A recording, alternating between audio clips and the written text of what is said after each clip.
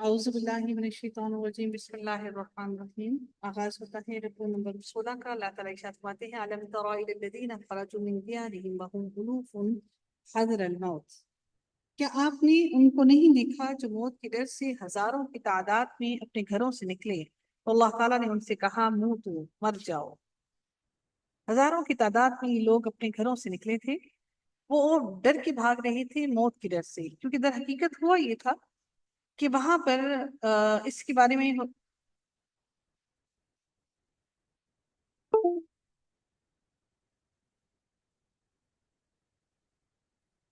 جو واقعات آتے ہیں وہ یہ ہے کہ حضرت عباس رضی اللہ تعالیٰ عنہ فرماتے ہیں کہ یہ لوگ طاعون سے بھاگے تھے اور کسی ایسی جگہ پر بھاگ رہے تھے جہاں پر ان کو طاعون کی بیماری نہیں پھیلے گی، اور ان کو لگتا تھا کہ وہاں پہنچ کر یہ طاعون سے بچ جائیں گے۔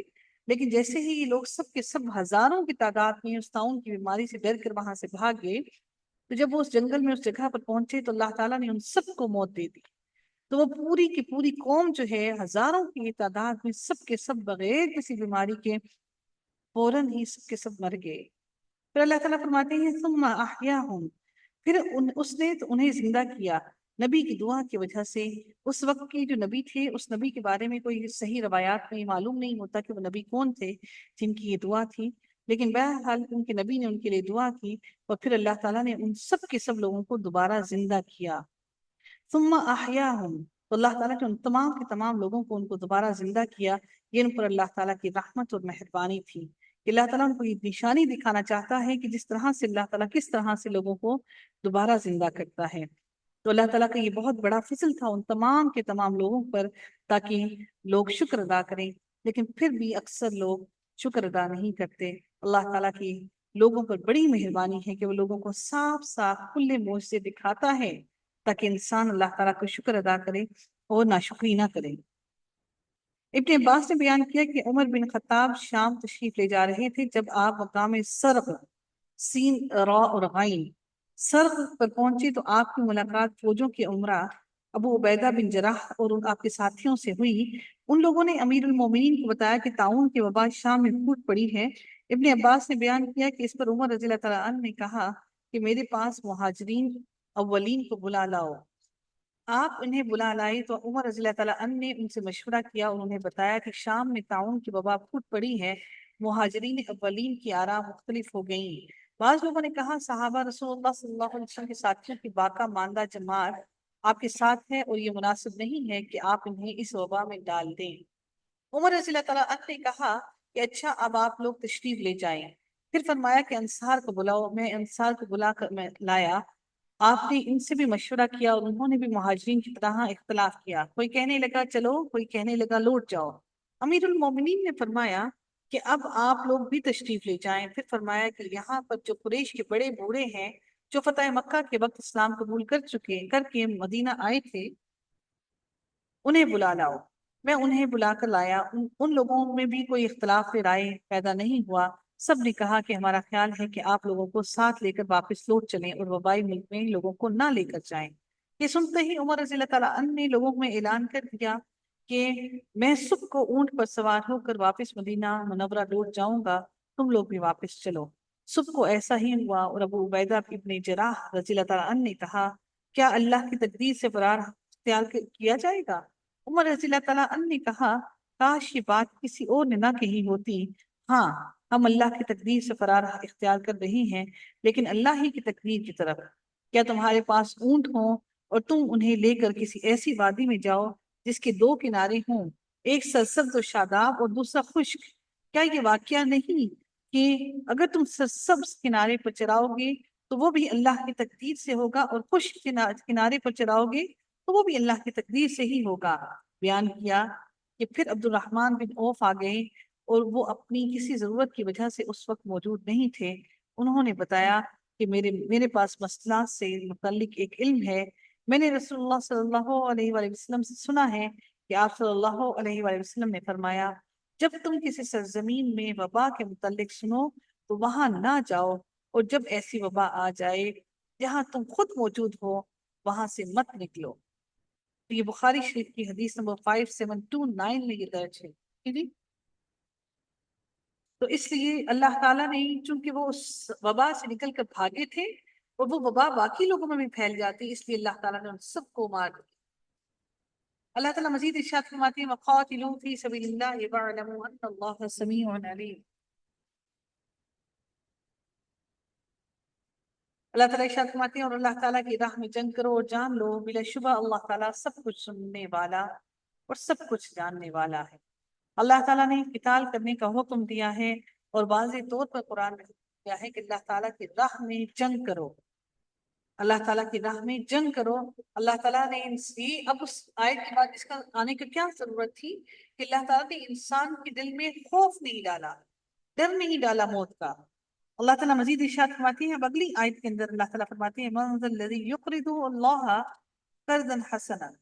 اب اس میں قرض حسنہ کی بات کی جا رہی ہے کہ کون ہے وہ جو اللہ تعالیٰ کو قرض حسنہ دے۔ قرض حسنہ سے اللہ تعالیٰ کی راہ میں خرچ کرنا مراد ہے۔ اللہ تعالیٰ کے راستے میں جنگ کے لیے مال خرچ کرنے کی ضرورت پیش آتی ہے، اس لیے اللہ تعالیٰ نے مال خرچ کرنے کی ترغیب دلائی ہے اور اسے اپنے ذمے قرض رکھا ہے تاکہ جتنا ہو سکے نیکی کے کاموں میں اور خاص طور پر جہاد فی سبیل اللہ کے لیے خرچ کیا جائے۔ سیدنا ابو ہریرہ کہتے ہیں کہ رسول اللہ صلی اللہ علیہ وسلم نے فرمایا اللہ تعالیٰ برکت والی آدھی رات کو آسمان دنیا کی طرف اترتا ہے اور فرماتا ہے کون مجھ سے دعا کرتا ہے کہ میں قبول کروں اور کون مجھ سے سوال کرتا ہے کہ میں اس سے دوں۔ پھر فرماتا ہے کہ کون قرض دیتا ہے کہ اس کو جو کبھی فقیر نہ ہوگا اور نہ کسی پر ظلم کرے گا، یعنی فقیر نہ ہوگا۔ اللہ نے اپنے لیے کہا کہ وہ اللہ کو کون ہے جو قرض دے گا جو کبھی فقیر نہ ہوگا۔ اللہ تعالیٰ فرماتے ہیں فَيُضَاعِفَهُ لَهُ أَضْعَافٌ كَثِيرًا، سو وہ اس کو بڑھا چڑھا کر اس لیے کئی گنا کر دے، یعنی کہ اللہ تعالیٰ اس کو بڑھا کر کئی گنا اس لیے کر دیتا ہے کہ یعنی اللہ تعالیٰ نیکی کا ثواب 10 گنا اور 700 گنا تک یا اس سے بھی کئی گنا زیادہ کر دیتا ہے۔ ثواب میں اضافہ خرچ کرنے والے کی نیت کی وجہ سے ہوتا ہے کہ جیسی اس کی نیت ہوگی اللہ تعالیٰ اس کو ویسا ہی ثواب عطا کرے گا، اس کو اتنا ہی بڑھا کر دے گا۔ اللہ تعالیٰ پھر مزید ارشاد فرماتے ہیں وَاللَّهُ يَقْبِضُ وَيَبْسُطُ، اور اللہ تعالیٰ ہی تنگی اور کشادگی پیدا کرتا ہے، یعنی خرچ کرو اور مال کے کم ہونے کی پرواہ نہ کرو۔ انسان کو بعض اوقات یہی پریشانی ہوتی ہے کہ کہیں اس کے رزق میں کمی نہ ہو جائے گی، اللہ تعالیٰ کی راہ میں خرچ کیا تو اس کے مال میں کمی ہو جائے گی۔ اللہ تعالیٰ فرماتے ہیں وہی تمہیں تنگی بھی دیتا ہے اور کشادگی بھی دیتا ہے اور تم سب کو اسی کی طرف لوٹ کر جانا ہے، اس لیے اس ڈر سے اللہ کی راہ میں خرچ کرنے میں کمی نہ کرو۔ صدقہ مال میں کمی ہرگز نہیں کرتا اور بندے کے معاف کر دینے سے اللہ تعالیٰ کی عزت بڑھا دیتا ہے، اور جو آدمی بھی اللہ تعالیٰ کی رضا کے لیے عاجزی اختیار کرتا ہے اللہ تعالیٰ اس کا درجہ بلند کر دیتا ہے۔ اللہ تعالیٰ اگلی آیت میں ارشاد فرماتے ہیں أَلَمْ تَرَ إِلَى الْمَلَإِ مِنْ بَنِي إِسْرَائِيلَ مِنْ بَعْدِ مُوسَى، کیا آپ نے موسیٰ کے بعد بنی اسرائیل کے سرداروں کو نہیں دیکھا جب انہوں نے اپنے نبی سے کہا اِذْ قَالُوا لِنَبِيٍّ لَهُمْ مُبْعَثْ لَنَا مَلِكًا نُقَاتِلْ فِي سَبِيلِ اللَّهِ، کیا آپ نے موسیٰ کے بعد بنی اسرائیل کے سرداروں کو نہیں دیکھا جب انہوں نے اپنے نبی سے کہا ہمارے لیے کسی کو بادشاہ بنا دے کہ ہم اللہ تعالیٰ کی راہ میں جنگ کریں۔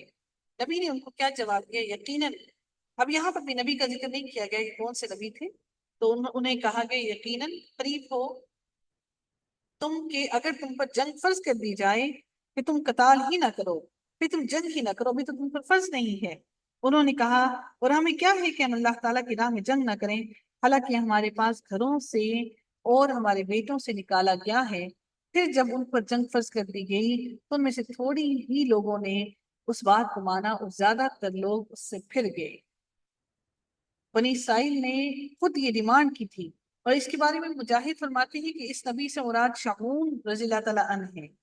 شمعون علیہ السلام، شمعون مجاہد رحمۃ اللہ علیہ نے تفسیر تبری میں لکھا ہوا ہے کہ وہ جو نبی تھے جن سے انہوں نے مانگا تھا جہاد کو، ان کا نام شمعون تھا۔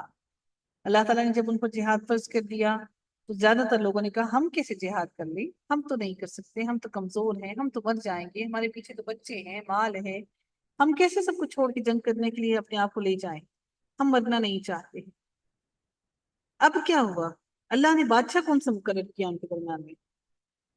اللہ تعالیٰ نے ان کے درمیان میں نبی جب وہ تھے تو اللہ تعالیٰ نے انہیں کہا، نبی کے ذریعے سے وہی بھیجی کہ اللہ تعالیٰ نے ان کو کہا کہ بے شک ان اللہ قد بعث لکم طالوت ملکا، بے شک اللہ تعالیٰ نے تمہارے لیے یقیناً طالوت کو تمہارے لیے بادشاہ مقرر کیا ہے۔ قالوا، انہوں نے کہا، ان یکون لہ الملک علینا ونحن احق بالملک، کہ اللہ کیسے اس طالوت کو جو اتنا ہی پست انسان ہے اور یہ اتنا غریب سا انسان ہے، اس کو اللہ تعالیٰ ہم پر کیسے بادشاہ مقرر کر سکتا ہے؟ طالوت قبیلہ بن یمین کا ایک 30 سالہ نوجوان تھا جس کو اللہ تعالیٰ نے ان پر بادشاہ مقرر کیا تھا۔ بن یمین کا ایک 30 سالہ قبیلہ بن یمین کا 30 سال کا نوجوان تھا، اللہ تعالیٰ نے ان کو اس بادشاہ کو ان پر اس نوجوان کو ان پر بادشاہ مقرر کیا تھا، ایک عام سا سپاہی تھا۔ چونکہ یہ یہ طاقت میں زیادہ تھا اور ایک معمولی سپاہی تھا اور شاہی خاندان سے بھی نہیں تھا، کیونکہ یہود جو تھے ان کا یہودوں کا شاہی خاندان تھا، سردار تھے، اس لیے انہوں لوگوں نے کہا کہ طالوت ہم پر کیسے بادشاہ کر سکتا ہے، یہ تو نسبت میں بھی کم ہے، مال بھی نہیں ہے، پیسہ بھی نہیں ہے، یہ کیسے حقدار ہو سکتا ہے، لیکن اس کا نام و نسب بھی نہیں ہے، تو ہم کیسے مان لیں کہ یہ ہمارا بادشاہ ہے؟ تو اللہ تعالیٰ نے ان کو فرمایا کہ انہوں نے کیا جواب دیا؟ قال ان اللہ اصطفاہ علیکم وزادہ بسطۃ فی العلم والجسم، اللہ تعالیٰ نے اس کو علم اور جسم میں تم سے زیادتی عطا کی، علم بھی زیادہ ہے اور طاقت بھی زیادہ ہے۔ اور پھر اللہ تعالیٰ یہ بھی فرماتے ہیں اللہ تعالیٰ جس کو چاہتا ہے بادشاہت عطا کرتا ہے اور وہ بہت وسعت والا اور جاننے والا ہے۔ اب کیا ہوا کہ کس طرح سے ان کو یہ معلوم ہو کہ یہ واقعی بادشاہ ہے یا یہ، کیونکہ ان کی عادت ہر قوم کی رہی کہ نبیوں کو جھٹلایا، اللہ تعالیٰ نے نشانی بھی بتا دی کہ کیسے معلوم ہوگا کہ یہ بادشاہ ہے۔ اللہ تعالیٰ نے وہ نشانی بڑے واضح الفاظ میں فرمائی اور ان سے ان کے نبی نے کہا اس کی بادشاہت کی نشانی، وقال لهم نبیهم ان آیت ملکہ، کیا نشانی ہے؟ یہ ہوگی کہ تمہارے پاس وہ جو صندوق ہے تابوت سکینہ، جب تک یہودیوں کے پاس تھا، بنی اسرائیل کے پاس تھا، ان کے پاس ہمیشہ حکمرانی رہی، وہ بڑے اچھی حالات میں رہے، چونکہ وہ اللہ تعالیٰ کے تابعدار نہیں رہے تو اللہ تعالیٰ نے تابوت سکینہ ان سے اٹھوا لیا، ان سے گم ہو گیا۔ تو اللہ تعالیٰ نے فرمایا کہ ان کو نشانی یہ بتائی ان کے نبی نے کہ وہ جو تابوت سکینہ ہے جو ان کے ہاتھ سے کھو دیا گیا ہے، وہ تابوت سکینہ جس کے اندر باقیات ہیں آل موسیٰ اور آل ہارون کی، اس کو فرشتے اٹھا کر لائیں گے اور وہ تابوت سکینہ اس طالوت کے دروازے کے باہر اللہ تعالیٰ رکھوا دیں گے، اور پھر ایسا ہی ہوا۔ تو وہ جو تابوت سکینہ تھا، یہ تابوت سکینہ بیسیکلی بنی اسرائیل اپنی لڑائیوں میں اسے اپنے آگے آگے رکھتے تھے اور اسے دیکھ کر ان کو حوصلہ اور ہمت محسوس ہوتی تھی، مگر ان کی بدعمالیوں کی وجہ سے اللہ تعالیٰ نے وہ تابوت سکینہ ان سے چھین لیا۔